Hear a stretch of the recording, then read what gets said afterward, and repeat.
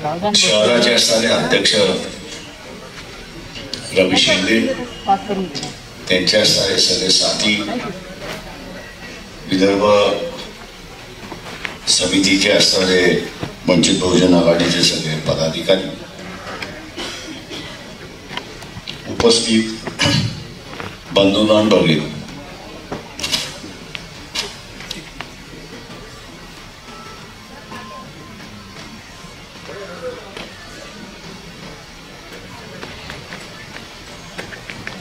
मी नेहमी असं मांडत आलो होतो आणि त्याच्याकडे असताना आपण सगळ्यांनी कधीच लक्ष दिलं नाही, आणि ते म्हणजे हळूहळू आपण एका संघर्षाच्या भूमिकेकडे चाललेलो होतो. हा संघर्ष नवा असं मी त्या ठिकाणी मानत नाही.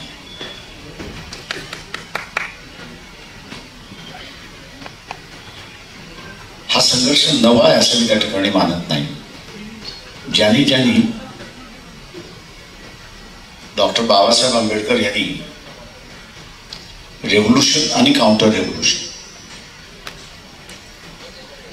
याचा अध्ययन केला असेल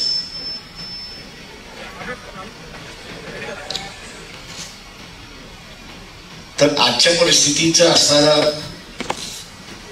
अचानकपणे आले असं तू म्हणणार नाही. ज्यांनी वाचलं असेल त्याची, ज्यांनी वाचलं नाही, अरे असं कसं झालं, या ऐसा कैसा हो गया म्हणण्याची शक्यता आहे.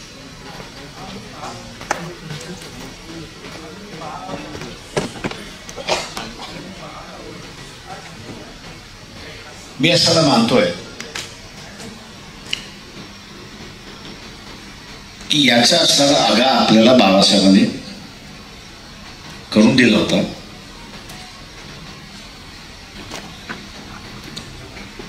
आणि ते म्हणजे त्यांनी झोपडीच्या उदाहरणातून करून दिलं की स्वतःची झोपडी तुम्ही सापडून ठेवली पाहिजे.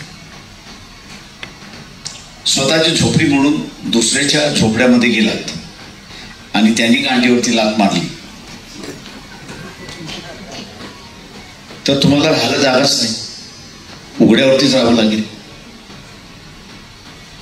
बाबासाहेब जाता जाता आपल्याला असणारं बरंच जागृत करून गेले.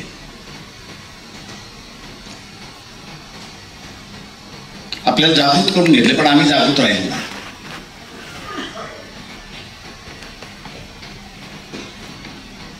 आम्हाला असं वाटलं की अब हमसे कौन बिगाड़ सकता है, मैं तो डॉक्टर बन गया हूँ, इंजीनियर बन गया हूँ, एक छोटी मोटी फैक्ट्री है, अधिकारी बन चुका हूं. आणि सुप्रीम कोर्टाचा निर्णय जसा आला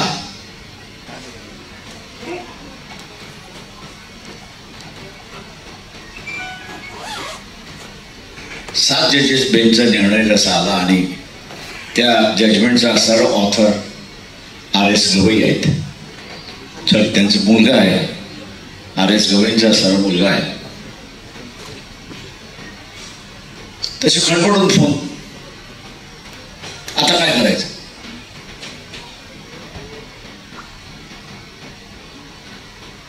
म्हटलं घोडं पळून गेल्यानंतर दरवाजा लावायचा फक्त वेळ राहिलाय. तो म्हटलं आपण बसून दरवाजा लावत बसू. म्हटलं तर आलं कधी घोडं तर म्हटलं ते त्याला बांधून ठेवून देऊ.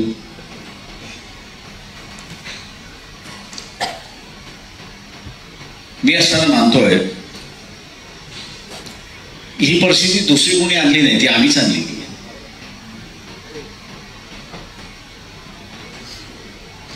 तेव्हा सुधारायचं असेल तर पहिल्यांदा आपल्याला सुधार.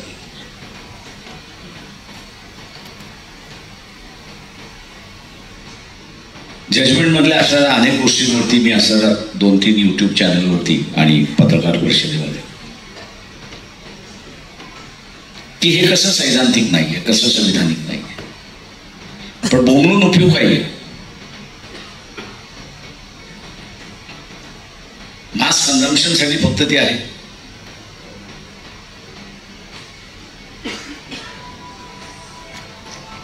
हा हे बरोबर आहे, हे बरोबर आहे, हे बरोबर आहे एवढंच म्हणण्यासाठी आहे.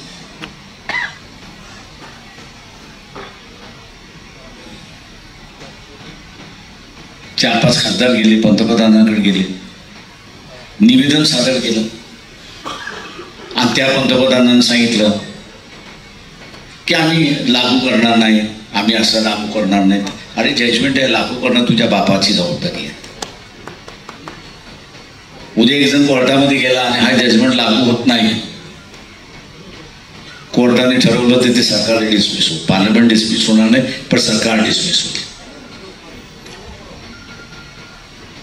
कारण संविधानाने सांगितलंय की सुप्रीम कोर्टाने जे जजमेंट दिलंय ते जजमेंट तुम्ही लागू केलं पाहिजे, ही त्या सरकारची जबाबदारी आहे.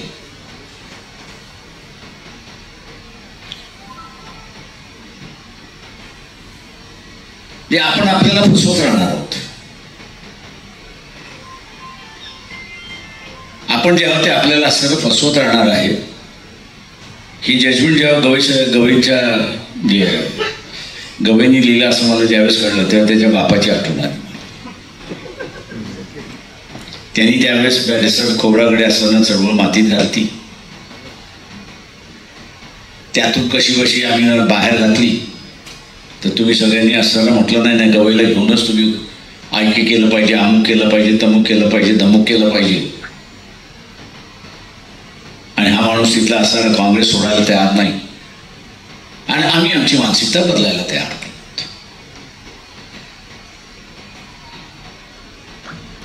बापाने चळवळीचं वाटवलं का, पोराने तुमचं वाटवलं. कशासाठी? तर चीफ जस्टिस व्हायचं. मला अनेक जण नागपूरमधले माहिती आहेत की ज्यांच्याकडे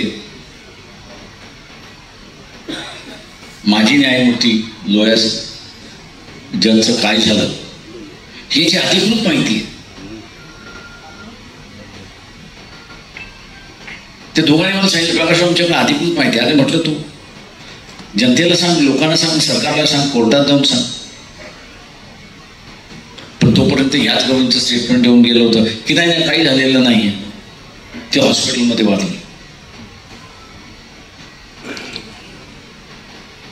आणि सगळं प्रकरण दाबल्या गेलं अशी असणारी परिस्थिती आहे. खरं फोटो त्यांच्याकडे आहे की नाही याची मला असं कल्पना, पण ते म्हणत होते की आमच्याकडे आहे. पण तो मुद्दा वेगळा आहे. प्रश्न हा आहे की जसं शहाबानूच्या कालावधीमध्ये हा निर्णय, शहाबानूचा निर्णय, मुसलमानांनी काँग्रेसवरती दबाव आणला, राहुल गांधीवरती दबाव आणला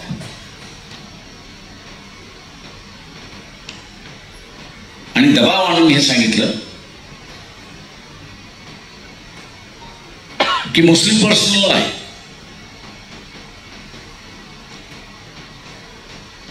या मुस्लिम पर्सनल लॉ मध्ये एक गोष्ट नाही आहे, ती म्हणजे इद्दत. एखाद्या असणाऱ्या डायव्होर्स झाला त्या मुस्लिम महिलेला असणारा इद्दत देण्याची असणारी प्रथा आहे. तो इद्दतचा कायदा करा, नाही हा रद्द करा. मुसलमानांनी असणारं प्रेशर टाकलं, सगळं टाकलं आणि त्याच्यामधलं असणारं त्याने तो कायदा बदलला. पार्लमेंटमध्ये ठराव आणला की सुप्रीम कोर्टाचा हा निर्णय हे पार्लमेंट रद्द करतंय. याचं कारण की ते कायद्याला आणि परिस्थितीला अनुसरून नाही, धरून नाही म्हणून तो रद्द करण्यात आला. आता तुमच्यापैकी कोणीतरी एकाने राहुल गांधीला पत्र लिहिलं का? सगळ्यांनी मतं दिली आहे राहुल गांधीला, मला माहिती आहे. माझ्यासमोर नका दाखवू, मी दिली नाही उगीच नका. खरं बोलायला शिका जरा. हा लढा असताना माझ्यासाठी ह्याच्या चळवळीसाठी नाही आहे, कुणासाठी ते मी सांगतो. एकाने तरी असणारा सोशल मीडियाचा वापर करून राहुल गांधीला लिहिलं का की हा असणारा लोकसभेमध्ये तुम्ही असणारा प्रश्न उपस्थित करा? लिहिलं का?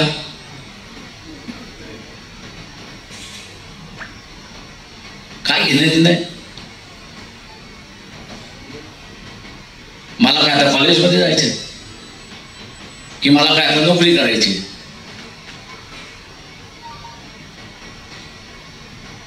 मला काय कॉलेजमध्ये जायचंय, मला काय नोकरी करायची आहे, तेव्हा माझा काही संबंध? असंच आहे ना.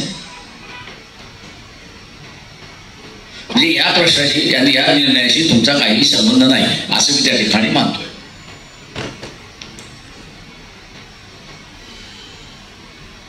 आणि म्हणून आला निर्णय आपल्याला काय करायचंय? लागू केला कोर्टाने तरी चांगलं, नाही लागू केला तरी चांगलं.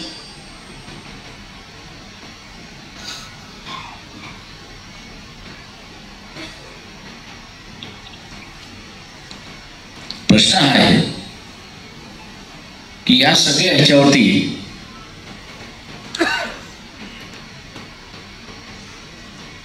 मानसिकता दिसते या निर्णयामध्ये. तुमच्यापैकी कोणी वाचले का? ज्यांनी वाचले त्यांनी हात वरती करा.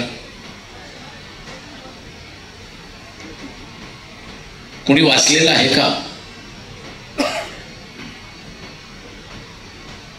ती एकालाही फुरसत नाही की असं ते इंटरनेट ओपन करावं, त्या सुप्रीम कोर्टाच्या साईटवरती जावं, काय जजमेंट आलंय ते तरी वाचावं. अजिबात नाही. काय घेणं देणं नाही. खाय पियाचं, दारू पियाचं आणि मोकळा व्हायचं.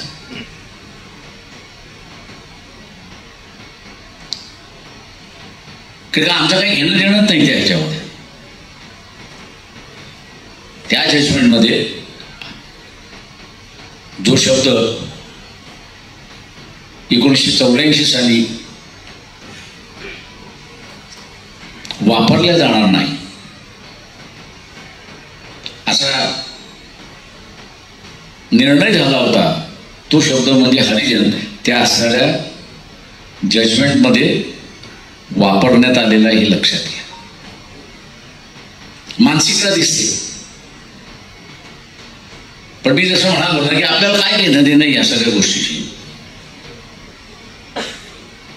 माझा काही संबंध नाही त्याच्यामुळे मी काही करणार नाही. हा जो हरिजन वापरण्याची असणारी जी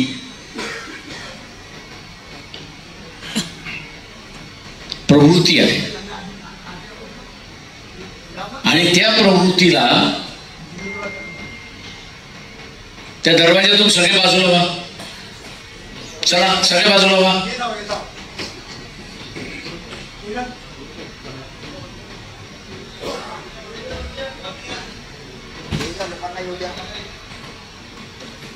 ती एक प्रवृत्ती आहे. नरसिंहराव पंतप्रधान होते.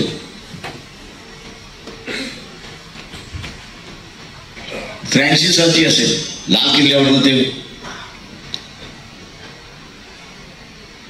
भाषण देत होते.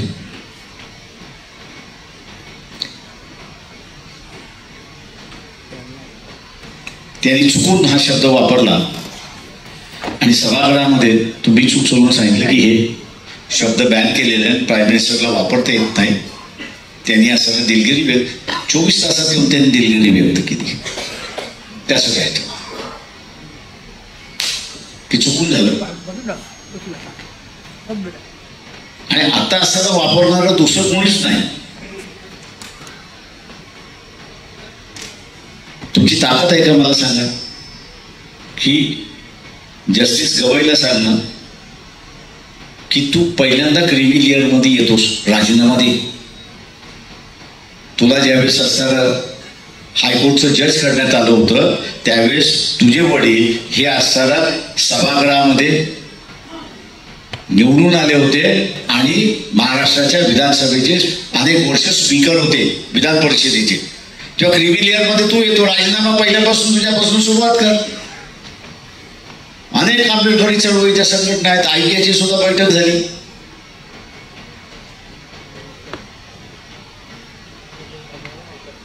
त्यांनी सुद्धा ही मागणी केली नाही किंवा तू पहिल्यांदा राजीनामा दे, क्रिमी लेअर तुझ्यापासून सुरुवात कर.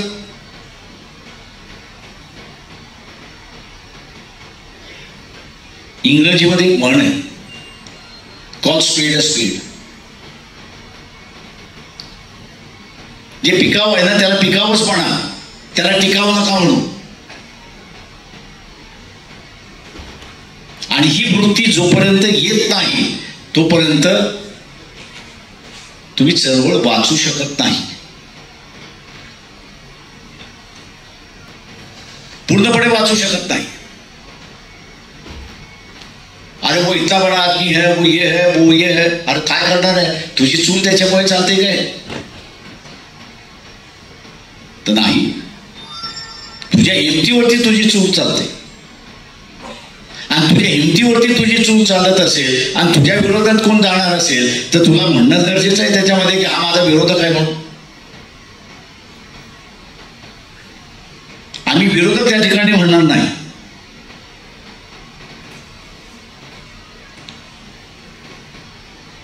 आताही असं अनेक महाभारत की मी त्यांना असं विचारलं की तेलंगणा आणि कर्नाटक हे 2 राज्य आहेत की ज्यांनी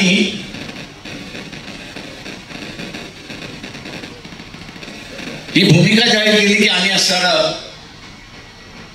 हे जजमेंट लागू करू. हे जजमेंट जे आहे आम्ही लागू करू. कोणाची राज्य आहे ती? आणि लोकसभेमध्ये मतदान कोणाला दिलं? आता विधानसभेमध्ये कोणाला देणार? पुन्हा काँग्रेसला देणार. उगीच माझ्या तोंडावरती नका बोलत जाऊ, मी लय फटकळ आहे. का माझी चूल तुमच्यावरती चालत नाही आणि माझं नेतृत्व सुद्धा तुमच्यावरती चालत नाही. माझं नेतृत्व माझ्या आज्यावरती चालतं, एवढं लक्षात घ्या. त्याच्यामुळे मी तुमची पर्वा करणारा नाहीये.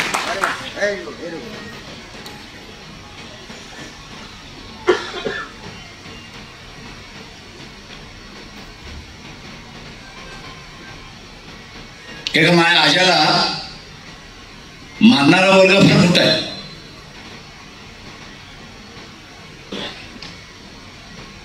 तुम्ही जातीचे म्हणून मानता, तो विचाराचा म्हणून मानतो,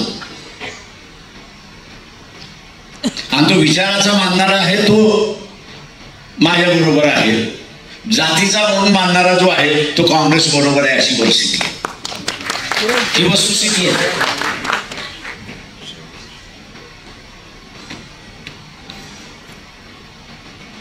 आणि जोपर्यंत हा विचाराचा मानणारा वर्ग आहे तोपर्यंत ही चळवळ जाईल नाही. या विचाराचा मानणारा वर्ग एकदा माती आड झाला की तुम्हाला माती आड करायला काहीच वेळ लागत नाही. की तुम्हाला माती आड करायला अजिबात वेळ लागत नाही.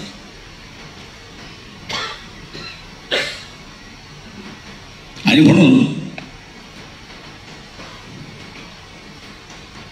या सगळ्या निर्णयाच्या असणारं मी अनेक विचारवंत आहेत त्या सगळ्यांना आदरपूर्वक फोन केला आणि विचारला, अरे बाबा रिव्ह्यू पिटिशन टाकायचं आहे, त्याच्यातले मुद्दे द्या.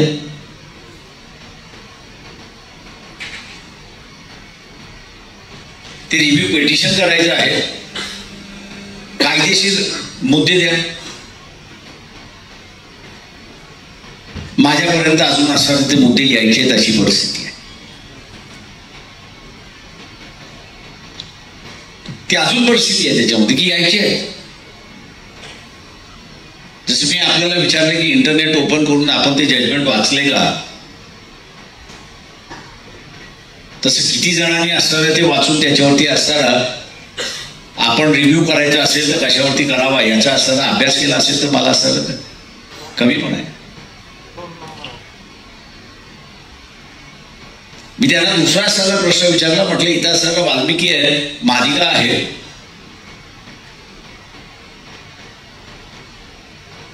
यांनी ह्या जजमेंटचं असणारं स्वागत केलेलं आहे, RSSने सुद्धा स्वागत केलेलं आहे. आता यांना आपण त्यांच्या भूमिकेपासून पराभूत करण्यासाठी आपण काय प्रचार केला, आपण काय प्रचार केला?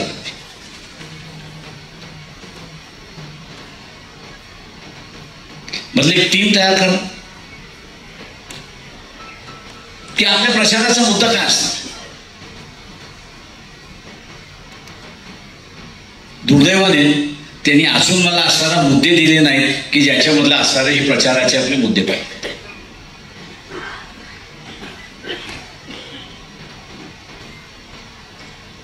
मी सकाळी बोलता असताना म्हटलं की बाबू लोखंडे आणि यशवंत मनोहर याच्यानंतर मला दुसरं कोणीच दिसत नाही. आहे का? आहे का?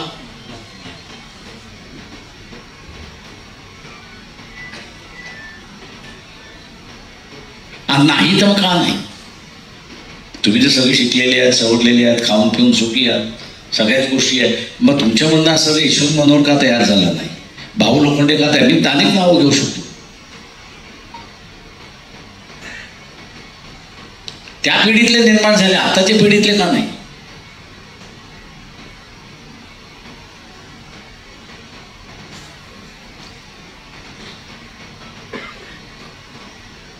आम्ही असणारा विचारच करणार नाही. फक्त असणारं एकच गोष्ट आहे त्याच्यामध्ये की शिवाय देत बसणार.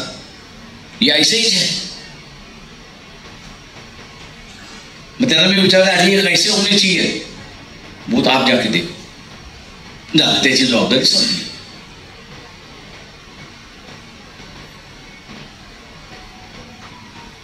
इथे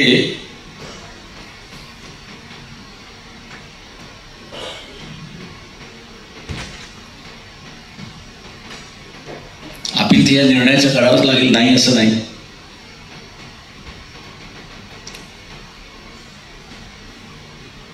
पण हा जो सगळा फौलपणा आलेला आहे की ज्याच्यामध्ये मला आता असं विचारावं असं वाटतंय की तुमची इमानदारी कोणाशी आहे? कोणाशी? विचारांशी आहे तर ती दिसत नाही. चळवळीची आहे ती दिसत नाही. स्वतःची आहे तर तीही दिसत नाही. आपल्या मुलाबाळांची आहे का तर तिथेही मला प्रश्नचिन्ह दिसतं. मग आमची आहे कोणाशी?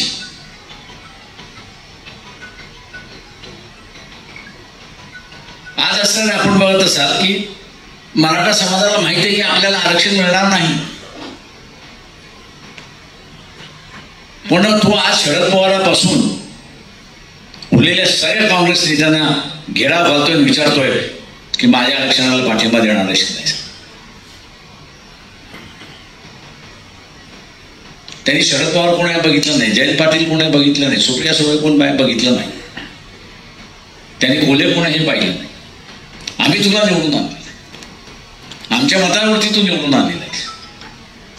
तुला निवडून आणण्यासाठी आम्ही असणारे खस्ते खाल्लेले आहेत. आता आमच्या प्रश्नावरती तू बोलणार आहेस की नाही सांग. त्यांनी स्वतःच्या प्रश्नावरती जागरूकता दाखवली. त्यांनी स्वतःच्या प्रश्नावरती जागरूकता दाखवली. मान्य हिंसक असेल पण त्यांनी जागरूकता दाखवली. आम्ही असणारं उद्याचा असणारा बंद हा वेगळा ऑल इंडिया लेवलवरचा आहे, पण ज्या शहरामध्ये जातो, नागपूर हे एक चळवळीचं केंद्र म्हणून मानलं जातं. हिथे एक तरी बैठक झाली का की या निर्णयाचं आपण पुढे काय करायचं याची बैठक झाली का? नाही झाली. मी नावं घेत आहे कुठल्याही असोसिएशनची.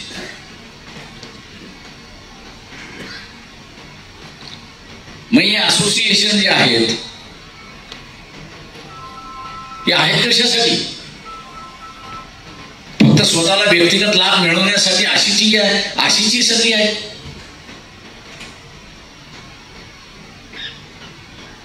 दुर्दैवाने मी असं म्हणेन की सरकारी नोकरीने ते पोलीस खात्यामध्ये गेलं, मला त्या DCPला सांगावं लागतं की माझ्यासमोर हवालदारला शिवाय घालू नको.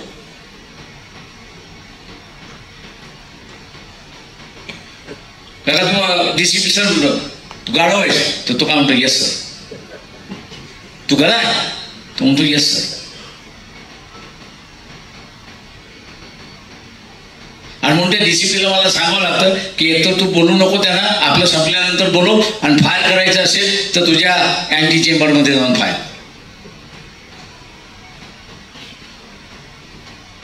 आता ही जी येस सरची मेंटॅलिटी जी आहे ती तुमची झाली आहे नाही, पहिल्यांदा सांगा.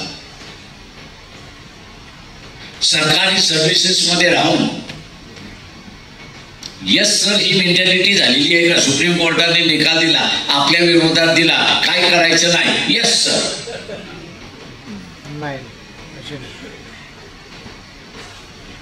आता ती जर मेंटॅलिटी नसती तर या नागपूर शहरामध्ये 1.5 लाख सरकारी कर्मचारी आहेत. त्या सरकारी कर्मचाऱ्यांपैकी 44,000 हे असणारा SCचे आहेत. त्याच्यापैकी 100 जण तरी एकत्र येऊन आपण याच्यावरती निर्णय घेत चर्चा केली पाहिजे आणि काहीतरी कार्यक्रम घेतला पाहिजे, अशी तरी चर्चा. तर तीही नाही. ज्याला आरक्षण मिळालं नाही त्याचा बेफिकरपणा मी समजू शकतो. शेवटी आम्हाला मिळणारच नाही तर कशाला उगीच लढा. क्या फायदा है मोर्चे पे जाके, तो म्हणतो मुझे तो कुछ मिलने वाला नहीं है, ये तो ऊपर वाले मलाई खा लेंगे, हम तो नीचे खा लेंगे, जिंदाबाद मुर्दाबाद कहते रहेंगे, इसलिए हम नहीं करना चाहते. मी त्याचे ॲटिट्यूड समजू शकतो. पण जो लाभार्थी आहे, ज्याने उपभोगलेला आहे किंवा उपभोगतोय, त्याने उदासीन राहून तर चालत नाही ना.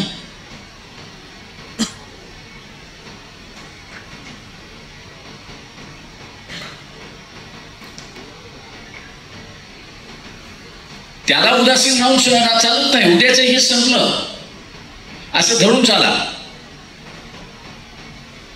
उद्याचं हे संपलं तर व्यवस्था काय होते? तर व्यवस्था ही जुनी व्यवस्था होती. आणि जुनी व्यवस्था काय होती तर जुन्या व्यवस्थेमध्ये शूद्र आणि अतिशूद्र यांना असणारा ऍडमिनिस्ट्रेशन मध्ये जागा नव्हती. मिलिटरीमध्ये नव्हती आणि ऍडमिनिस्ट्रेशन मध्ये नव्हती.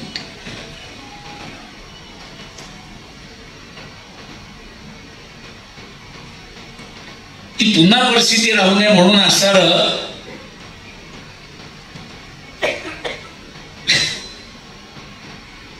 ते आरक्षणाचं तत्व आलं.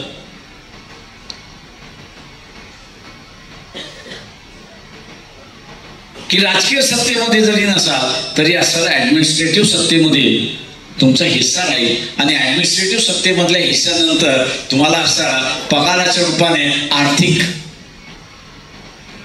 हिस्सेदारी सुद्धा त्या ठिकाणी मिळते.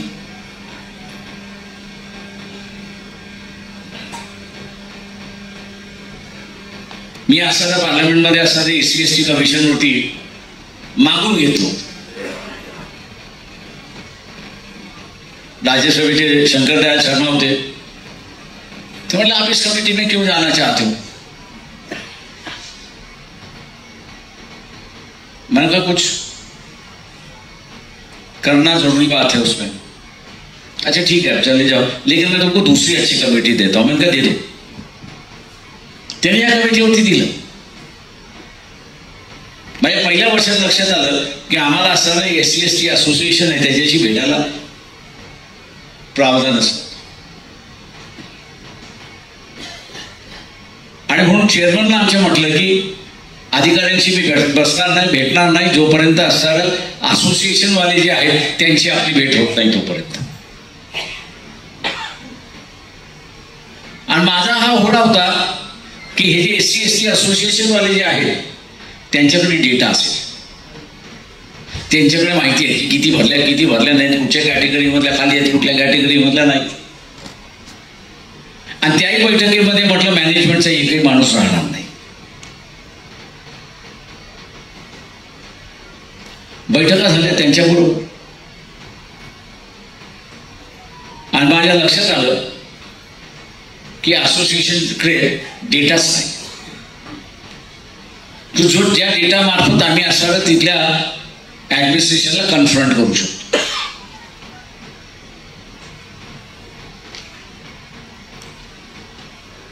मी अनेक जणांना म्हटलं, अरे आम्ही काही इथली एम्प्लॉई नाही आहोत की ज्याच्यातलं आम्हाला असं सगळं माहिती नाही.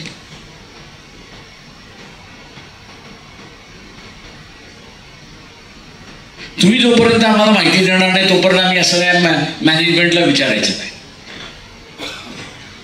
मला दरारा नव्हता असं नाही, पण मॅनेजमेंट म्हणायचं we have done everything what is necessary. झाले या वाक्यामध्ये आम्हाला त्यांनी गुंडाळून मोकळं करून टाकलं, कारण आम्हाला कन्फ्रंट करण्यासाठी काहीच नव्हतं. कारण त्यांनी दिलेला डेटा हा फायनल डेटा. आम्ही नंतरही त्यांना म्हणायचो की हा डेटा आम्ही तुमच्याशी शेअर करतोय, तुम्ही आम्हाला असं नंतर याच्यामध्ये काय त्रुटी आहेत त्या पाठवा. ते कधीच आल्या नाहीत. हा जो बेफिकीरपणा ज्यावेळी चाकोरी चालली होती आणि चाकोरीशी सगळे इमानदार होते तोपर्यंत काही फरक पडत नव्हता. पण आत्ताचा जो असणारा जो बेफिकीरपणा जो आहे, आत्ताचा असणारा जो बेफिकीरपणा आहे तो तुम्हाला काही त्रास होणार नाहीये. कारण माझ्यासगळं तुमच्या आणि माझी असणारी अर्धी लाकडं स्मशनात गेलेली आहे.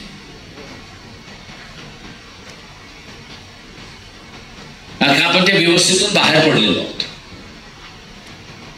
ज्याचा परिणाम होणार आहे तो विशीच्या आतला जो आहे त्याच्यावरती परिणाम हे लक्षात घ्या. म्हणून मी म्हटलं, मग अशी म्हणालो की तुम्ही तुमच्या मुलाबाळाशी इमानदार आहात का? चळवळीशी सोडा, स्वतःच्या पोराशी इमानदार आहात का?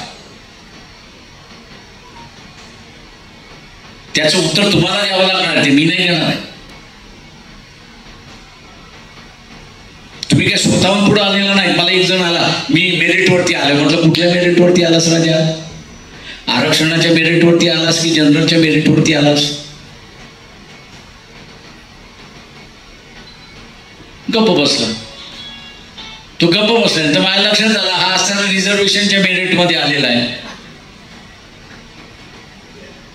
आणि रिझर्वेशनच्या मेरिटमध्ये असल्यामुळे म्हटलं खुशालकी मारू नको. जनरल मेरिट म्हटलं तुझ्यापेक्षा 5-6% जास्ती असेल. हे जर आरक्षण नसतं तर तुला असताना कुठेच थाराही मिळाला नसता, अशी परिस्थिती आहे.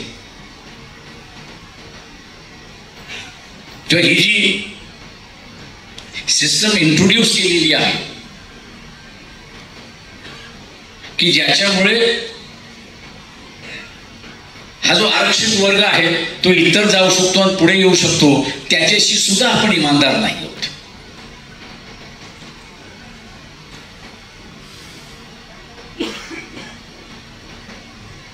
त्याच्याशी सुद्धा आपण असणारे इमानदार नाही आहोत, अशी असणारी परिस्थिती आहे. आणि म्हणून इथे असा गटांना खातो.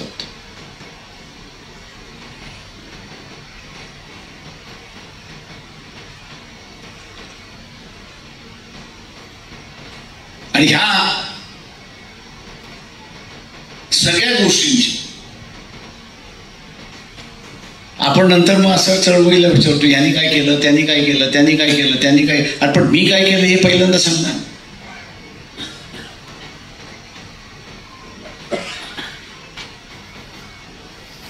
आपण जसं इन्स्टंट इडली सारखा निकाल मागतो, इन्स्टंट इडली सारखा निकाल नाहीच आहे. आज भारतीय जनता पक्षाला आपण असं शिवाय घालत असो, त्यावेळेचा जुना जनसंघ होता. या जनसंघाच्या उमेदवाराला बॅरिस्टर घोडागडेपेक्षा कमी मतं मिळत होती. पण आज त्याच जनसंघाचा भारतीय जनता पक्ष झाला. नितीन गडकरी हा लाख मतांनी त्या ठिकाणी निवडून येतो. चिकाटी होती, जिद्द होती आणि स्वतःवरचा विश्वास होता.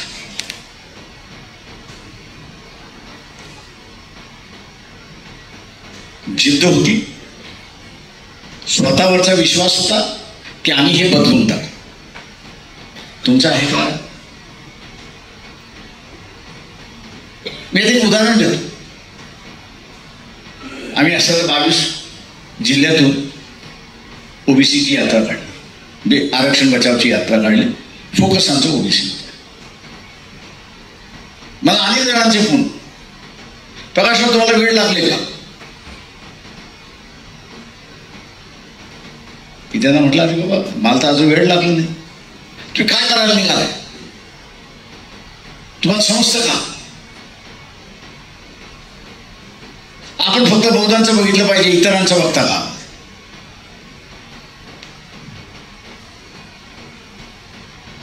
मी ही जी नॅरो मेंटॅलिटी आहे,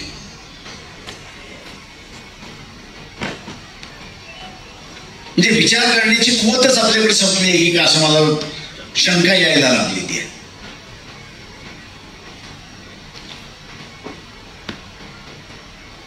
म्हणजे विचार करण्याची कुवतच आपली संपली आहे का हेच मला आता शंका यायला लागली आहे.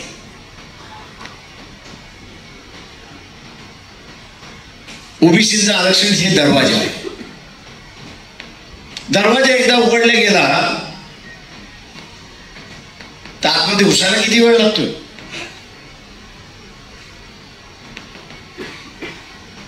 दरवाजा उघडला गेला तर आतमध्ये घुसायला किती वेळ लागतोय?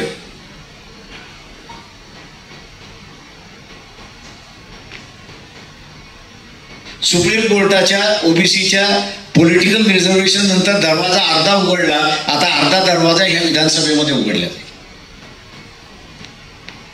आणि तो उघडला की सुप्रीम कोर्टाने तुमचा दरवाजा राज्याला उघडूनच दिलेला आहे.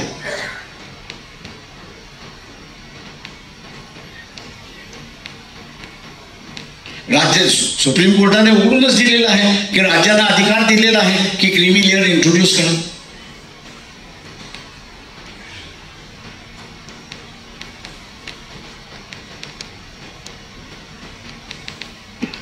अनेक जणांचे मला सर फोन करून विचार, मी त्यांना म्हटलं अरे बाबा तुमची स्ट्रॅटेजी काय ती मला सांगा.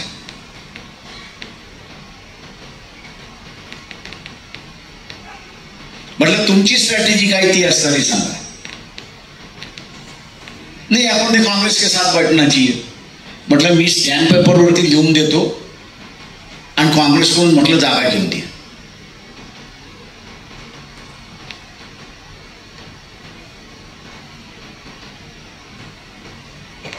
म्हटलं ऐसा कैसा? म्हटलं तुझ्या हातात म्हटलं सोन्याचं ताट आहे असं समजून चाल आणि त्या ताटेचा तू मालक आहेस आणि मी तुझ्याकडे मागायला आलो की ते अर्ध ताट मला दे किंवा 10% ताट मला दे, 5% ताट त्याच्यामधलं दे. तुम्हाला देशील का? तुम्हाला देशील का? म्हटलं चुप असं. म्हटलं आज सगळंच ताट त्याच्याकडे आहे, आज सगळंच ताट त्याच्याकडे, तो स्वतःहून खातोय, तो तुला कशाला देईल त्याच्यामध्ये? तुला फक्त शिल्लक राहिलं तर टाकण्यापुरतं देईल आणि ते टाकण्यापुरती व्यक्ती त्यांना मिळत राहतात. तुला म्हटलं बरोबरीचा हिस्सा सोडून दे, म्हटलं तर बरोबरीचा नाही.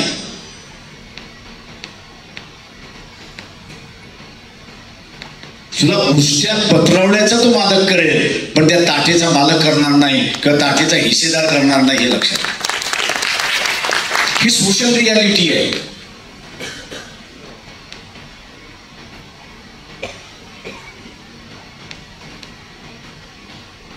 ही सोशल रियालिटी आहे आणि या सोशल रियालिटीला लक्षात घेत बॅरिस्टर खोब्रागडे यांनी कधीच काँग्रेस बरोबर बसले नाहीत. त्यांनी वेळ पडली तर त्यावेळी जनसंघाबरोबर बसले पण ते कधीच काँग्रेस बरोबर बसले नाही. याचं कारण त्यांना माहित होतं की दोन उपाशी असणाऱ्या माणसांचं समझोता होऊ शकतो पण एकाचं पोट भरलेलं आहे आणि एकाचं असणारं पोट खाली आहे, यांचा कधीच समझोता होऊ शकत नाही. आम्ही या सोशल रियालिटी कधीच बघत नाही.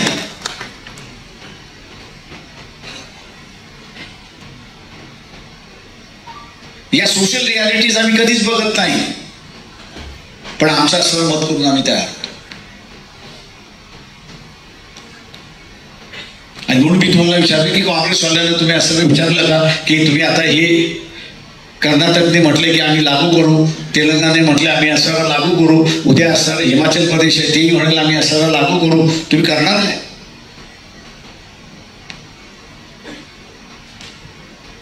तुमची स्ट्रॅटेजी काय? ऐक ही स्ट्रॅटेजी. दुर्दैव असं म्हणेन मी की इंदिरा गांधीची हत्या झाल्यानंतर या महाराष्ट्रामध्ये आम्ही असणारं 22 लाख मतं घेतली होती. इंदिरा गांधीच्या हत्येच्या नंतर अनेक जण पडली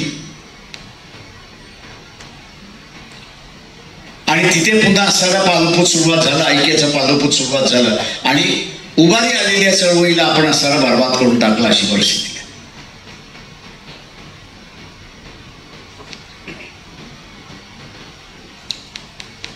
मी आज विचारतो तुमची स्ट्रॅटेजी काय? काँग्रेसला असेल किंवा ही जी इंडिया आघाडी जी होती त्या इंडिया आघाडीला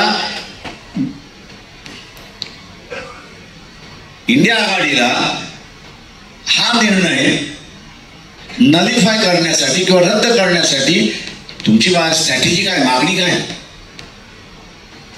ऐक्य करा.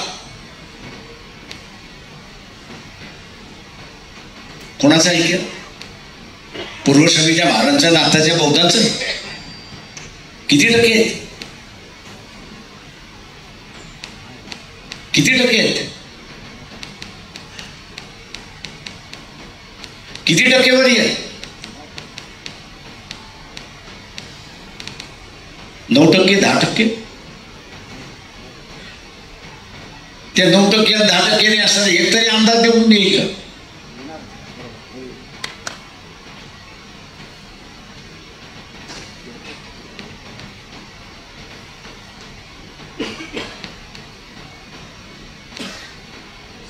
एक तरी आमदार निवडून येईल का? नाही. मग ही जी सोशल रियालिटी जी आहे, सोशल वास्तव्य, सामाजिक वास्तव्य आहे, हे आमच्या गळ्यात का उतरत नाही?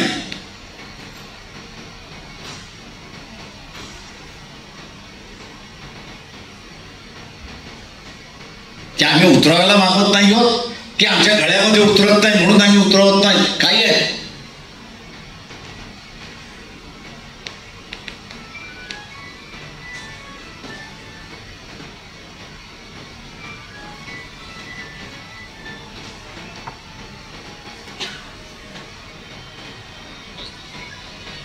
इंडिया आघाडीने असणारा एकदम मध्येच असणारा संविधान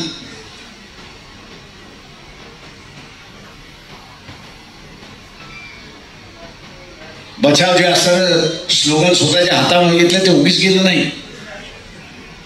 जो विचाराने बाबासाहेब मांडत होता, मान्य करत होता,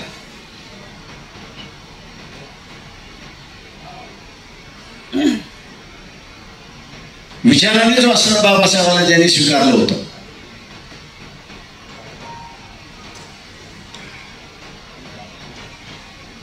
हे लक्षात आलं की आपण जर झालो नाही तर हा तिसरीकडे चाललाय.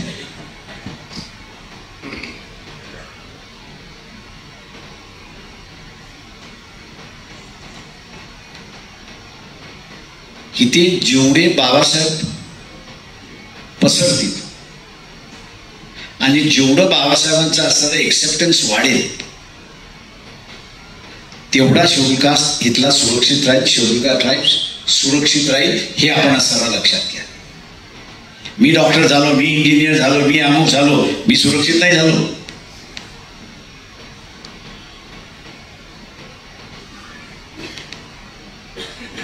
मी माझ्यापुरता सुरक्षित झालो, पण माझा पोरगा पुन्हा असुरक्षित झाला अशी असणारी परिस्थिती आहे. आणि आज तीच प्रकाशराव आता काय होणार?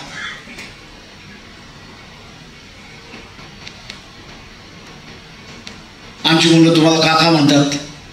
म्हटलं आता मामा करण्याची वेळ आली आहे. हो बरं. म्हणून मी मगाशी म्हटलं तुमची लॉयल्टी कुणाशी आहे, तुमची बांधिलकी कुणाशी आहे, तुमच्या पोरांची तरी आहे का? सरळ विचार तुम्ही यावेळेस.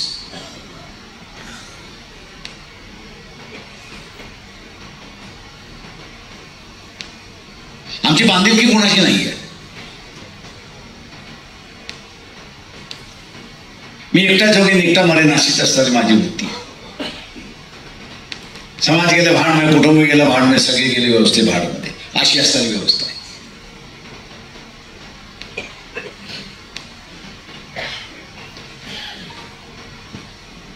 उद्याची ही चर्चा सुरुवात होणार आहे की नाही ते आम्ही असणार, हे सुप्रीम कोर्टाचा निर्णय आहे.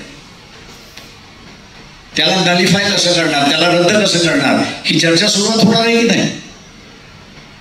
नहीं तो कांग्रेस वाले देखेंगे क्या है, हमने वोट दे दिया है, अब उनकी जिम्मेदारी है. अरे त्यांची जिम्मेदारी असती तर त्यांनी त्यांच्या 2 मुख्यमंत्र्याला फटकारावलं असतं की तुमने कैसा स्टेटमेंट दिया कि हम लागू करेंगे करके.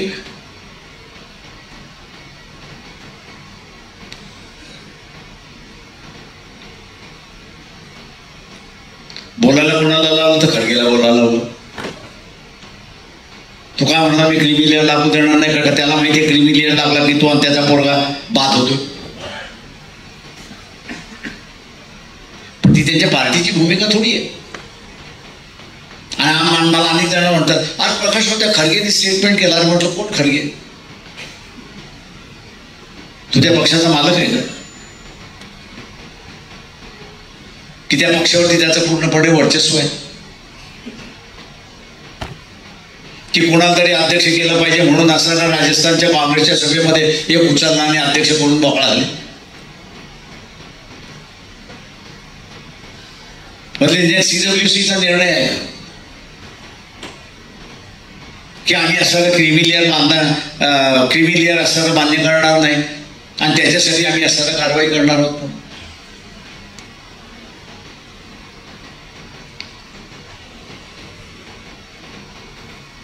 एकही मला असणारा आंबेडकरी चळवळीमधला वकील हा या निर्णयावर विरोधात सोशल मीडियावरती कॉमेंट करताना मला दिसत नाही.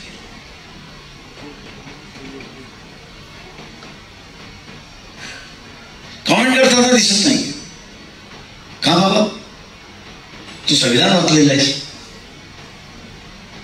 ते वाचूनच तुम्हाला LLB ची डिग्री मिळालेली आहे. मग का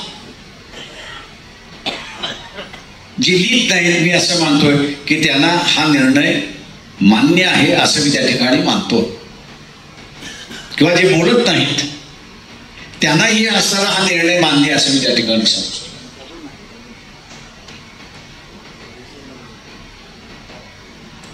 कारण त्याच्याशिवाय मौन कोणी पाळत नाही.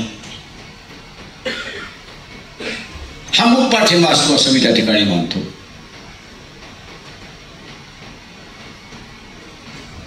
पण हा निर्णय मी असा बघतोय की पुढच्या पिढीला कैद करणारा हा निर्णय, कैद करण्याची प्रक्रिया ही सुरुवात झाली.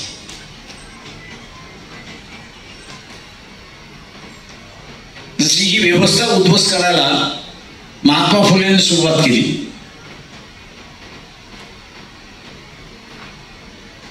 शाहू महाराजांनी असताना त्याला असताना जोड दिली आणि उद्ध्वस्त करून नवीन व्यवस्था ही बाबासाहेबांनी निर्माण केली. कालखंड किती लागला, किती कालखंड, किती कालखंड लागला. मी आपल्याला विचारतोय किती कालखंड लागला, किती 125 वर्षापेक्षा जास्त, किती 125 वर्षापेक्षा जास्त, 125 वर्षापैकी जास्त. आणि तुम्हाला उद्ध्वस्त करण्यासाठी किती वर्ष लागतील? 5 वर्ष, 5 वर्ष, जास्तीत जास्त 10 वर्ष. टाळी वाजवली त्याच्याबद्दल मी तुझा आभारी आहे.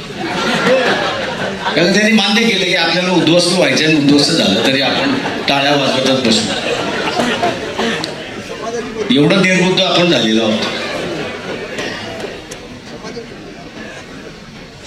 मग एवढे निर्बुद्ध आपण झालेलो आहोत की माझ्या बाजूचं काय माझ्या विरोधातलं काय हेही मला कळायला मार्ग नाही.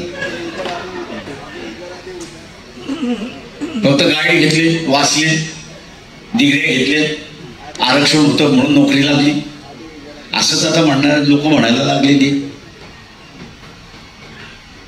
म्हणून मी मगाशी म्हटलं की भाऊ लोखंडे आणि नागपूरमधलं उदाहरण मी फक्त दिलं की यशवंत म्हणून याच्यानंतर कोणीच क्रिएटिव्हिटीवाला ते झालं नाही.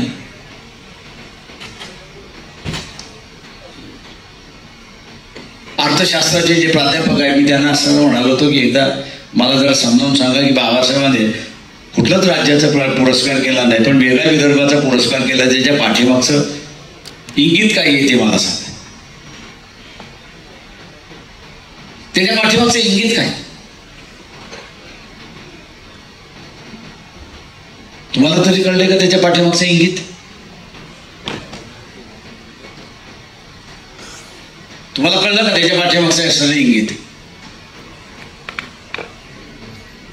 की वेगळ्या विदर्भाचा पुरस्कार का केला?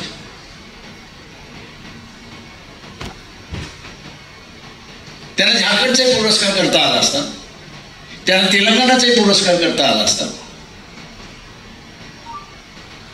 त्यांना असताना राजस्थानमधला असताना भिलवाडची जी जुनी मागणी आहे त्या जुन्या मागणीचा त्यांना असणारा पुरस्कार करता आला असता, पण त्यांनी तो नाही केला. तो विदर्भ का केला? त्यांनी विदर्भाचाच पुरस्कार का केला?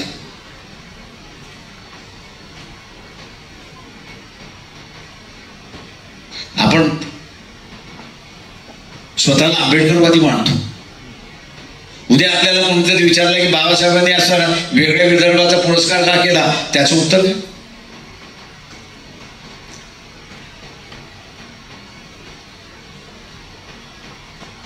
एका तरी इथल्या असणाऱ्या विद्वानाने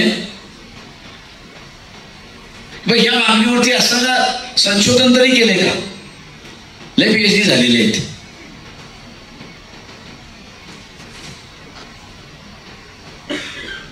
एकाने तरी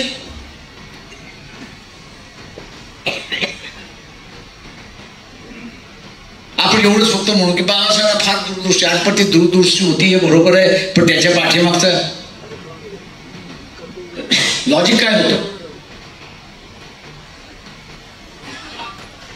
आणि ते तुमच्या कधी लक्षात आलं नाही? इथल्या चळवळी मी असं म्हणेन की आंबेडकरी चळवळ जर कोण संपवत असेल ते नागपूरकरच संपवत आहेत, दुसरं कोणी संपवत नाहीयेत. चांगले स्वीकारल्याबद्दल मी तुमचं मनपूर्वक आभार.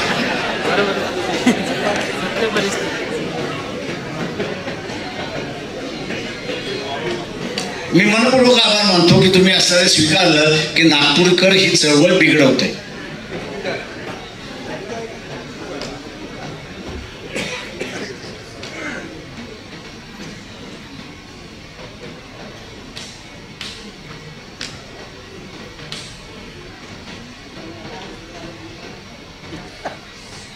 आपल्याला जर याची जाणीव जर नसेल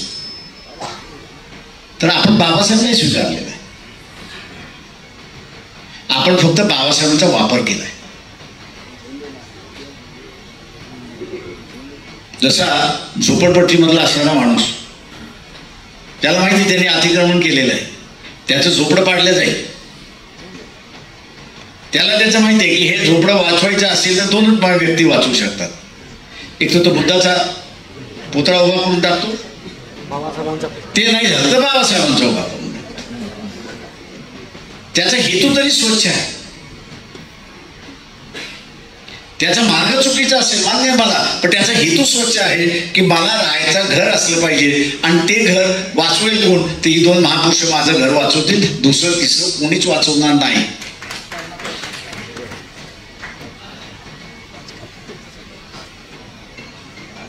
पण तुम्ही का बाबासाहेब स्वीकारला मला सांग? जात म्हणून स्वीकारला एवढंच ना की त्याच्या पलीकडे म्हणून स्वीकार? तुमच्या अगोदरच्या पिढीने स्वीकारलं त्याचं असं मी पूर्णपणे त्याचं जस्टिफाय करतो, पण तुम्ही का स्वीकारलं?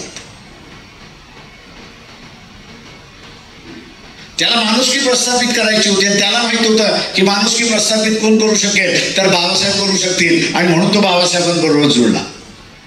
तुम्ही कशासाठी जुळलात? जात म्हणून नुसतं जुळला?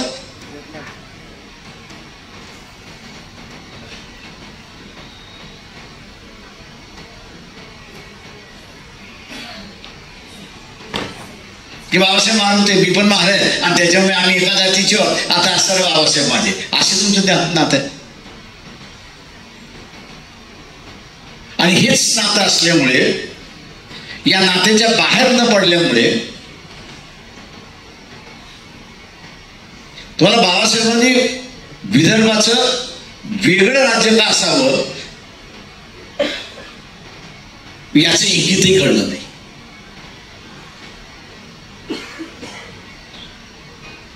त्याचं इंगितही तुम्हाला कळलेलं नाही. त्या संबंधाची गरजच नव्हती, कारणच नव्हतं. का जातीचा संबंध होता, तो थोडी डोक्याचा संबंध होता, विचाराचा संबंध होता.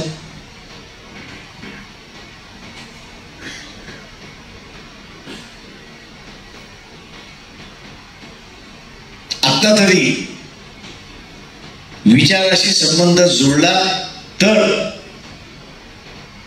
येणारा काळ हा तुम्ही थांबू शकता. विचाराशी जर जुळला नाही तर येणारा काळ तुम्ही थांबू शकणार नाही, हे लक्षात घ्या. या निर्णयाने दोन तट पडलेत, एक समर्थन करणारा आणि एक विरोध करणारा. जो विरोध करणारा मी का विरोध करतोय हे त्याच्याकडे कारण नाही. जो समर्थन करणार आहे तो असं म्हणतोय की मला काहीच मिळालं नाही, वर्गीकरणामुळे आणि क्रिमिलियरमुळे मलाच मिळून जाईल, असं त्याचं तरी समर्थन तो मानतोय. समोर तुमच्या बाजूने राहणार की त्याच्या बाजूने राहणार? कोणाच्या बाजूने राहणार? तुम्ही तुमच्या बाजूने राहणे बरोबर आहे, पण समोर कोणाच्या बाजूने राहणार?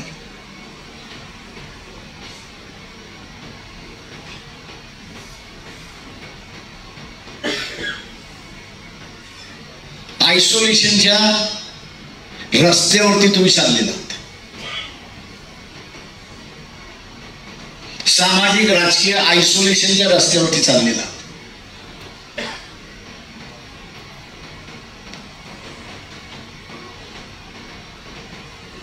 आणि या आयसोलेशनच्या मार्गातून बाहेर काढायचा ज्यावेळेस प्रयत्न चाललाय, अरे क्यों ओबीसी के साथ जा रहे, क्यों मुसलमानों के साथ जा रहे, क्यों इसके साथ, क्या मतलब है? अशी चर्चा तुमच्यात आहे की नाही मला सांगा? आहे की नाही? आहे ना? कोण नाही म्हणाला? उठ जरा, मला त्याचा चेहरा बघायचा आहे. कार्यकर्त्यांमध्ये राहिले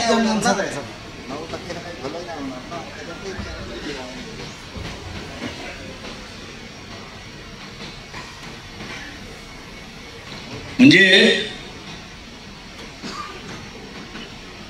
बुद्धू नंबर 1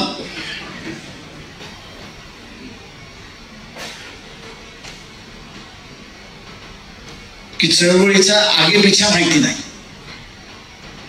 काय होतंय याची माहिती नाही, काय होणार आहे याची माहिती नाही, ते समजून घ्यावं तेही माहिती, तेही करायचं नाही, पण जजमेंट लिहायला मोकळा. पण जजमेंट लिहायला मोकळा. अरे बाबा, तुझ्या जजमेंट मधलं तथ्य काय हे तर सांग. काय नाही, ते बाबासाहेब बघून घेतील. अरे जजमेंट तू लिहितोयस, ते बाबासाहेब बघून घेतील.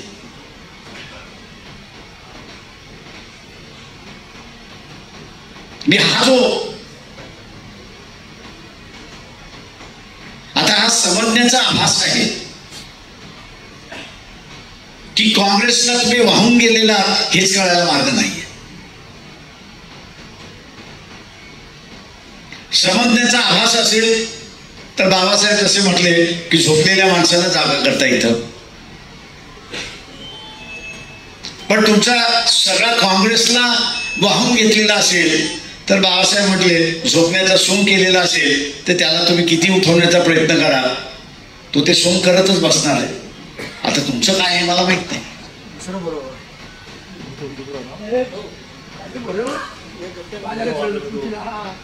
तुमचं काय हे मला माहित नाही. आता ते तुम्ही ठरवलं पाहिजे की तुम्ही खरोखरच झोपलेला आहात की तुम्ही झोपायचं सोंग केलेलं आहे. अशी परिस्थिती आहे. उद्या आंदोलनं चालू होतील. या जजमेंटच्या विरोधात जे आहे त्यांचं उद्या बंद आहे. मान्य आहे मला, पाठिंबा आपण दिला. उद्या जे समर्थन आहे तेही म्हणतील की आमचा असणाऱ्या जजमेंटला पाठिंबा आहे म्हणून समर्थन. आणि तुम्हाला असं विचारायला आले की त्यांनी असं समर्थन केलेलं आहे, तुम्ही काय उत्तर देणार आहात? तुम्ही म्हणणार की आम्ही विरोध केला. आणि तुम्हाला मग विचारलं की तुम्ही विरोध का केला, त्याचं उत्तर काय? तुम्ही विरोध का करताय? तुमचा विरोध करण्याचा आधार काय?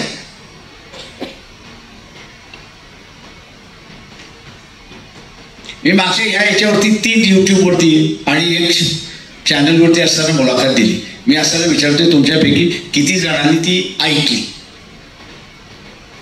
ज्यांनी ऐकली असेल त्यांनी हातवरती करा.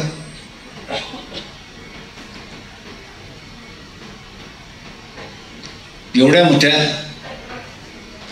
सभेमध्ये उपस्थित असणाऱ्यांनी एकालाही असं वाटलं नाही की हा एवढा महत्वाचा, एक तर तुम्हाला हा महत्वाचा प्रश्न नसेल असं मी त्या ठिकाणी मानतो. फालतू इश्यू जान दो, छोड़ दो, क्या मतलब है अपना, आणि म्हणून तुम्ही असं ऐकली नसेल. किंवा अपने से क्या मतलब है, कांग्रेस वालों ने नहीं दी है इसलिए छोड़ दो, अपन नहीं सुनते. हा जो बेफिकीरपणाचा जो ॲटिट्यूड आहे,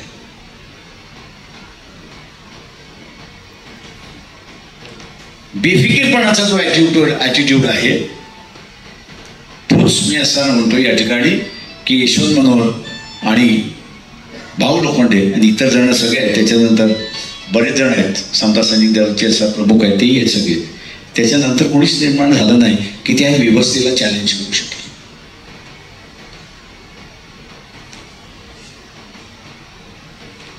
किंवा इथलं पर्याय मांडू शकेल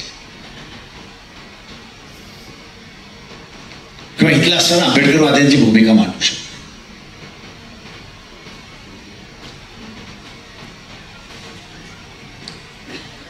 ही परिस्थिती आजची जी आहे, ही आजची असणारी परिस्थिती उद्भवेल याची बाबासाहेबांना जाणीव होती का त्यांनीच मी सुरुवातीला जे म्हटलं riddles in Hinduism, revolution and counter revolution, हा त्यांनीच तो सिद्धांत मांडला की इथे क्रांती झाली नाही, क्रांती झाली की नाही असं नाही, पण त्या क्रांतीबरोबर प्रतिक्रांती सुद्धा झाली, संघर्ष झाला. त्या संघर्षामध्ये क्रांतीकडे हारली आणि प्रतिक्रांती जिंकली. आज तेच होते आपल्याला लक्षात.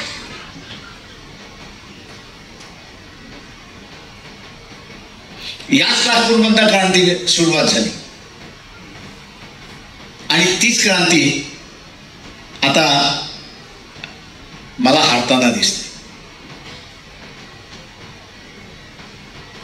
मी 2006 साली असताना एक छोटीशी पुस्तिका काढली आणि त्याच्यानंतर लिहिणं मी बंद केलं.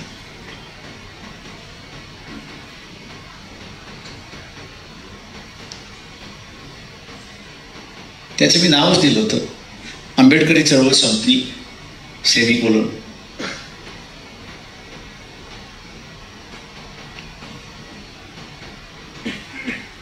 अनेक जणांनी त्यावेळेस फोन केला, कशा असं तुम्ही लिहायला नको पाहिजे. म्हटलं मला जे दिसलं ते मी लिहिलं,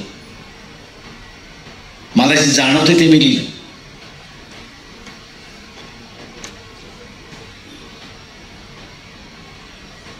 जी चैतन्य होतं ते संपते ते मला दिसते.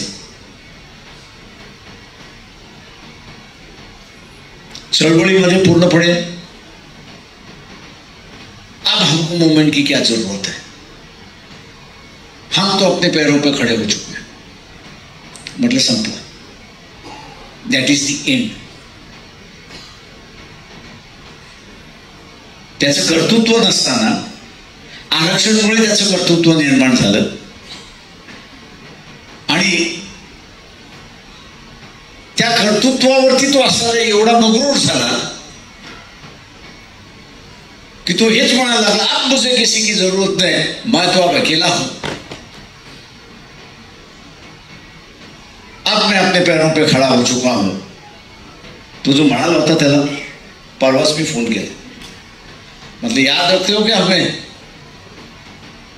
तो मतलब गाली देने के लिए फोन किया कि नहीं? मैंने कहा गाली देने के लिए फोन नहीं किया, मैं यही आज पूछना चाहता हूं कि आप अपने पैरों पे आज भी खड़े हो.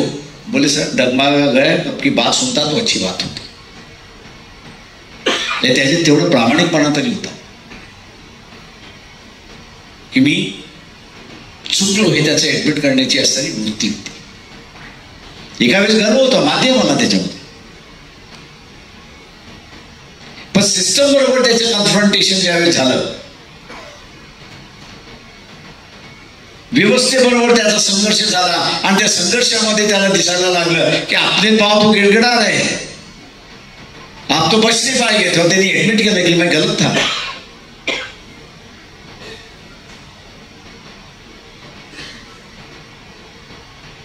आम्ही असताना तसं काय करणार आहोत का? आम्ही पुन्हा असणारा बाबासाहेबांचा असणारं आम्ही शाबूत कधी राहू याचा आम्ही विचार करणार आहोत का? की सगळे नोकरदार वर्ग आहे ना, हा सगळा ब्लॅक मार्केटर आहे. त्याला राग येत असेल, मी अजिबात परवा करत नाहीये त्याची.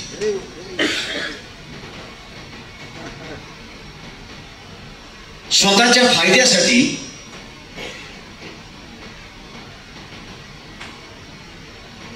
फायद्यासाठी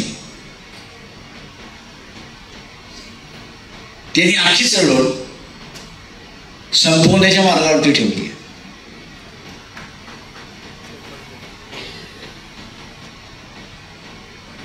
आज पूर्णपणे संपवण्याच्या मार्गावर ठेवली आहे. उद्या कर्नाटक आणि तेलंगणाने हे दोन निर्णय लागू केले.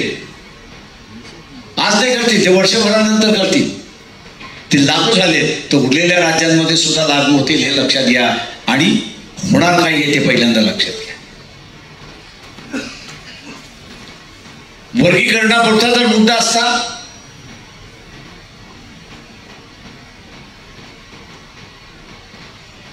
तर शिकलेला जो आहे त्याचंच फक्त नुकसान झालं असतं. पण समूहाचं आरक्षण झालं, समूहाचं नुकसान झालं नसतं हे लक्षात घ्या. शिकलेला जो आहे त्याचं नुकसान झालं असतं, पण समूहाचं नुकसान झालं नसतं. कारण का जे आहे ते आतमध्येच राहिलं असतं, त्या टोपलीच्या बाहेर गेलं नसतं. आत्ताचा जो निर्णय आलाय तो प्रचंड घातक आहे. आणि तो जे पाठिंबा देतात त्यांनाही प्रचंड घातक आहे हे लक्षात घ्या. वाल्मिकी मधला शिकलेला आहे, मातंग समाजामधला शिकलेला आहे, चर्मकार समाजामधला शिकलेला आहे, भोर समाजामधला असणारा शिकलेला आहे, कैकाडी मधला असणारा शिकलेला आहे. हाई क्रिमिलियर मध्ये येतो आणि हाई क्रिमिलियर मध्ये आल्यामुळे उडाला.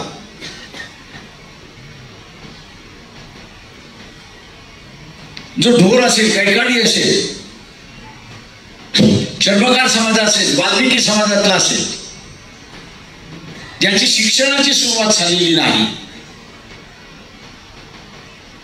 ज्याची शिक्षणाची सुरुवात झालेली आहे आणि त्याला असं हे म्हणतात आम्ही प्रोटेक्ट करायला निघालो, त्याला न्याय द्यायला आम्ही निघालेलो आहे, त्याला शिक्षण घेऊन बाहेर पडायला 20 वर्ष लागतील अशी परिस्थिती.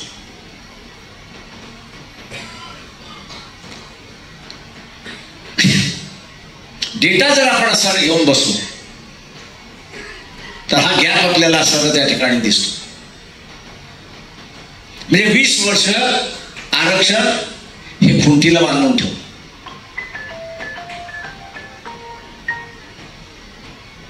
कारण क्रिमी लेअरच्या निमित्ताने जो सगळा शिकलेला वर्ग आहे, डिग्री होल्डर आहे, तो बाहेर गेला शिक्षणात. जो नोकरीला लागला तो गेला बाहेर शिक्षणात, ज्याला असताना इकॉनॉमिकल बेनिफिट मिळाली तो गेला बाहेर त्याच्यात.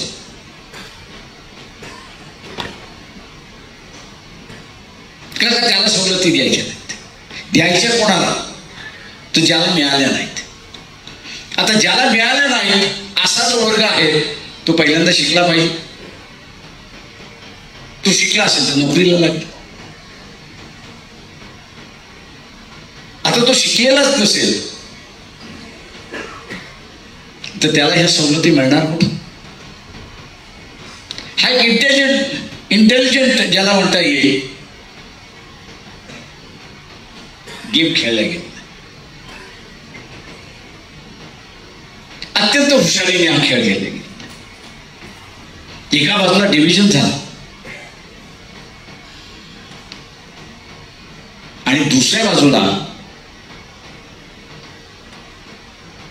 बाहेर काढलं आणि जो नाही जो मिळणारा वर्ग आहे तो 20 वर्ष घेणार नाही अशी परिस्थिती आहे. तो 20 वर्ष मिळणार नाही अशी असणारी परिस्थिती आहे. फायदा कोणाचा झाला? कोणाचा फायदा झाला?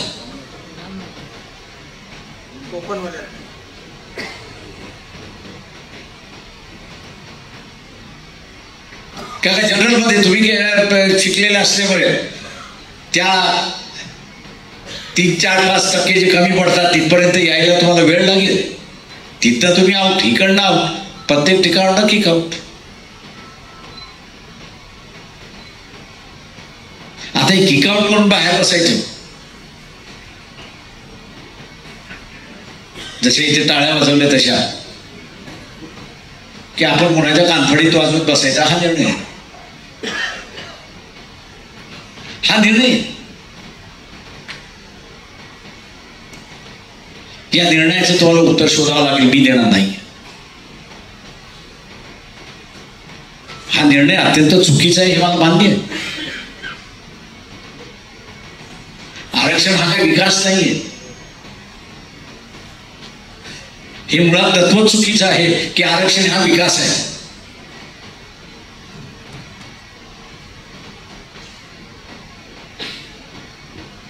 आरक्षण हे प्रतिनिधित्व आहे. उलट हा उलट्या रीतीने बघायला गेला पाहिजे होता की विकासाच्या ह्याच्यामध्ये हा जो वर्ग आहे हा वर्ग 15% आला की न आला हे बघण्याचं असणारा मोजमाप पाहिजे होतं. याचा अर्थ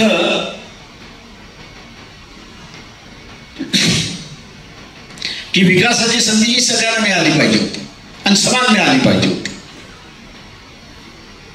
जात विरहित मिळाली पाहिजे होती. आणि जात विरहित विकासाची संधी सगळ्यांना खुली असताना या वर्गाचं प्रतिनिधित्व आहे की नाही आणि ते 15% आहे की नाही ही बघण्याची असणारी गरज होती.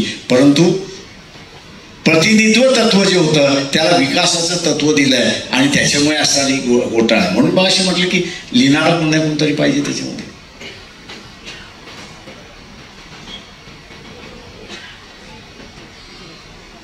कुणीतरी हे विचारलं पाहिजे की हे तत्व तुम्ही असताना फक्त एसीला का लावताय?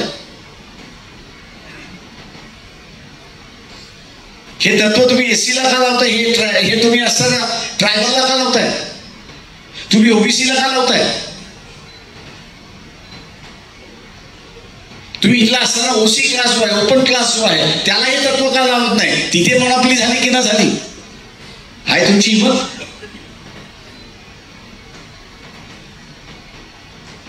जी हिंमत करतील त्याला तुम्ही सांगणार अरे काय करायचं होतं त्या जनरल क्लासचं, आपण फक्त बहुतांचं बघूया. कळत नसेल तर बियाकल तरी दाखवू नका. आपली समजत नसेल तर आम्ही बियाकल आहोत हे तरी दाखवू नका. तोंड आहे, जीभ आहे, शब्द आहे म्हणून कशी वापरायची? ज्याच्यातून आपला असर वाढीव होण्यापेक्षा ते घटत चालले अशी असणारी परिस्थिती. शब्द समजला नाही तर सर आई माई बहिणीवर असताना शिवाय द्यायला सुरुवात आहे की नाही सोशल मीडियावरती चालते की न चालते.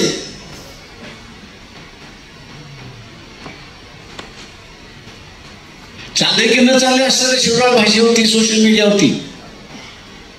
अरे तुम्हाला लिहिता येत नाही तर कशाला लिहिताय. नाही समजत तर नका देऊ.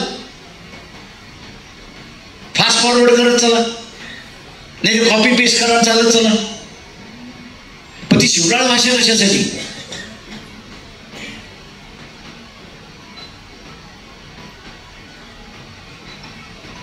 आणि म्हणून या निर्णय अनेक पातळीवरती चुकीचा आहे. पण तो तुमच्या मी मांडायला गेलो तर तुमच्या पूर्ण डोक्यावरनं जाईल. आणि मग म्हणा काय प्रकाशराव बोलले ते आम्हाला कळालंच नाही. त्याला म्हणू की आमच्या भाषेमध्ये बोला. अरे मी तुमच्याच भाषेमध्ये बोलतोय मराठीमध्येच बोलतोय. माझे शब्द गुजराती नाही आहेत.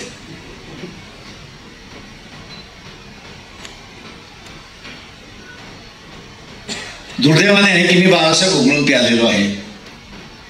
तुम्ही बाबासाहेब वाचलेलाच नाही म्हणून तुम्हाला कळणारच नाही. तुम्ही जातीने फक्त बाबासाहेबांबरोबर जुळलात. मी नात्याने जरी जुळलेला असलो तरी विचाराने त्याचं सगळं वाचन अध्ययन केलेलं आहे. आणि म्हणून मी असं अधिकार रीतीने कोणाशी बोलवतो आणि कोणाशी जुळत करतो.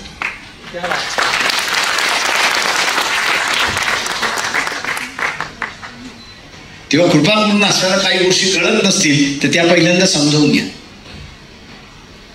कधी आंदोलनामध्ये मला असं बघा बौद्ध मंडळी म्हणतात तुम्ही कशाला ओबीसीचं आंदोलन चालवतोय अशी असताना चर्चा. म्हटलं जाऊ दे गाढव आहेत म्हटलं लक्ष देऊ नका. आपण आपलं चालू ठेवू. आज तुम्हाला असणाऱ्या आरक्षणाच्या लढाईमध्ये तुम्हाला आदिवासी घ्यावं लागेल तुम्हाला ओबीसी घ्यावं लागेल. तेव्हा कुठे असताना तुम्ही हे आंदोलन उभं करू शकता.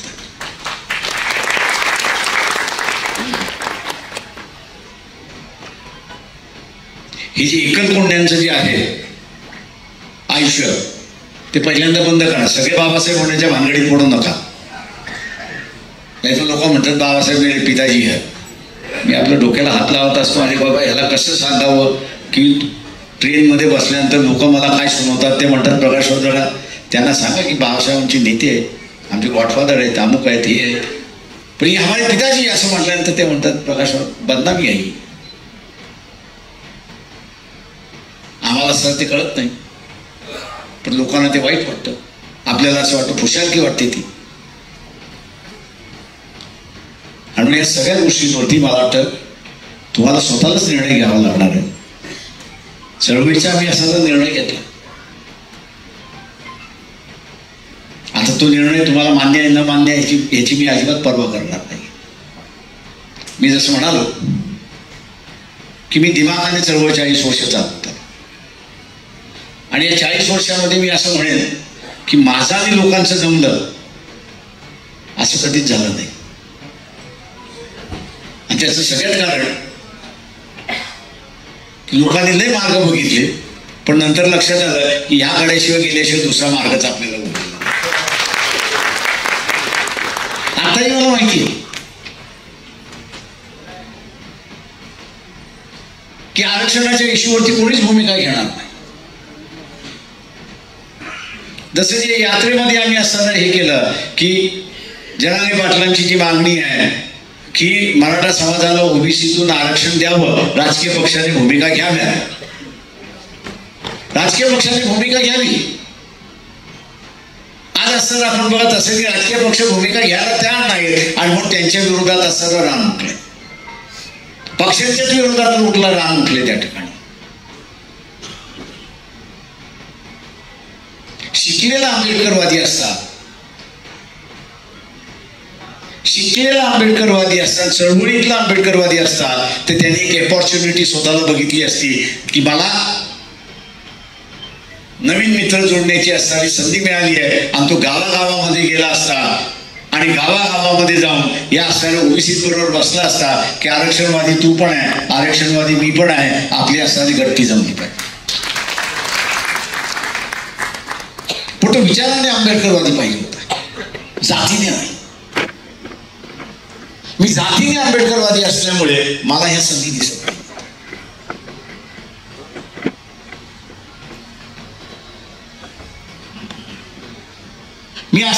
म्हणतो की अनेक माझ्या 40 वर्षाच्या कालावधीमध्ये चळवळीला उंबरठा बोलण्याच्या पायरीपर्यंत आणून ठेवलं. पण दुर्दैवाने कुठं नाही कुठंतरी माशी शिकते.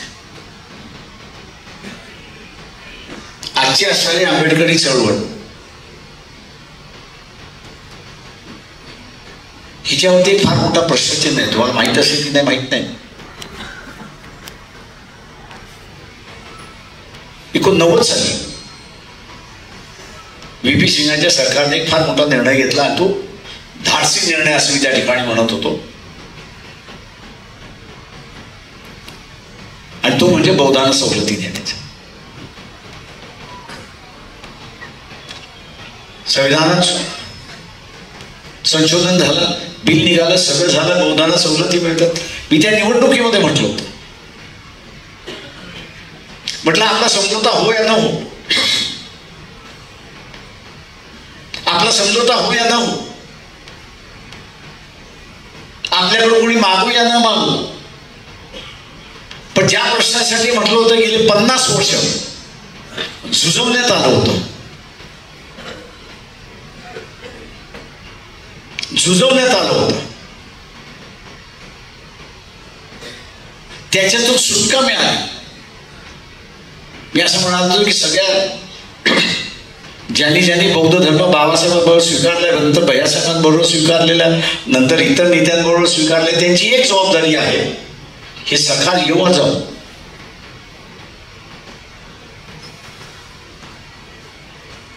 मतदान देऊन म्हटलं मोकळं व्हा.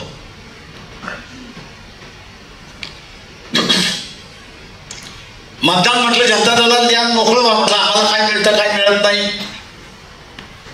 आम्हाला काय मिळतं काय मिळत नाही म्हटले सोडून द्या. एका चाकोरीमध्ये आणि एकाच प्रश्नावरती एवढी वर्ष बांधलेल्या चळवळीला मोकळीता मिळाली.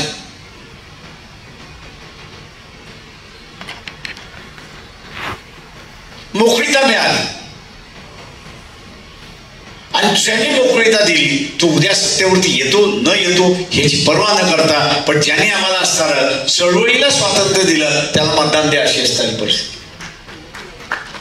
दुर्दैव असं मी म्हणेन, ज्यांनी सोडलं त्याला, ज्यांनी सोडवला प्रश्न त्याला मतदान दिलं नाही. ज्यांनी 50 वर्ष आम्हाला नागावलं अशानं आम्ही मतदान देऊन मोकळं झालो.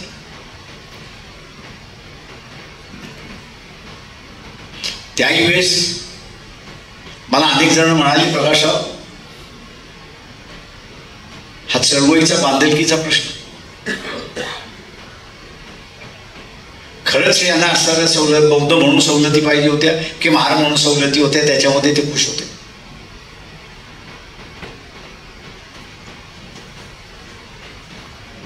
त्यावेळेस बांधिलकीचा प्रश्न होता. आम्ही जे आमच्या बाजूने राहतात त्यांच्याशी आमची बांधिलकी नाही आहे हे आपण त्यावेळेस